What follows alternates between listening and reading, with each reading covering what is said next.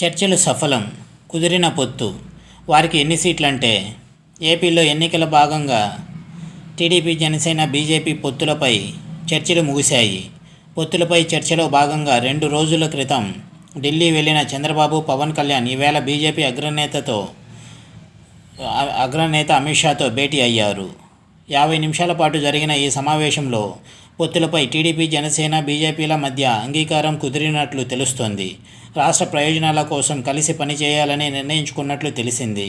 ఈ సందర్భంగా టీడీపీని ఎన్డీఏలోకి బీజేపీ ఆహ్వానించింది. సీట్ల సర్దుబాటులో భాగంగా జనసేన, బీజేపీకి 30 అసెంబ్లీ స్థానాలలో పోటీ చేయనున్నట్లు తెలుస్తోంది. అలాగే లోక్సభ స్థానాల విషయానికి వస్తే జనసేన 2, బీజేపీ 6 పార్లమెంటు సెగ్మెంట్లలో పోటీ చేయనున్నాయని సమాచారం. ఈ పొత్తుల లెక్కలపై ఈవేళ సాయంత్రం అధికారికంగా ప్రకటించే అవకాశం ఉంది. ఏపీలో అధికార వైసీపీని గద్దె దించాలనే లక్ష్యంతో టీడీపీ, జనసేన పొత్తు పెట్టుకొని ఎన్నికల్లో పోటీ చేయాలని నిర్ణయించుకున్నాయి. అప్పటికే బీజేపీతో జనసేన కలిసి ఉండటంతో ఈ కూటమిలోకి బీజేపీని కలుపుకొని వెళ్లాలని ఇరు పార్టీలు నిర్ణయించుకున్నాయి. ఈ నేపథ్యంలో ఇరు పార్టీల నేతలు సీట్ల సర్దుబాటుకై ఢిల్లీ వెళ్లి బీజేపీ పెద్దలతో చర్చలు జరిపారు. ఈ 2 రోజుల క్రితం మరోసారి ఢిల్లీ వెళ్లిన నేతలు ఈవేళ అమిత్ షాతో భేటీ అయ్యారు.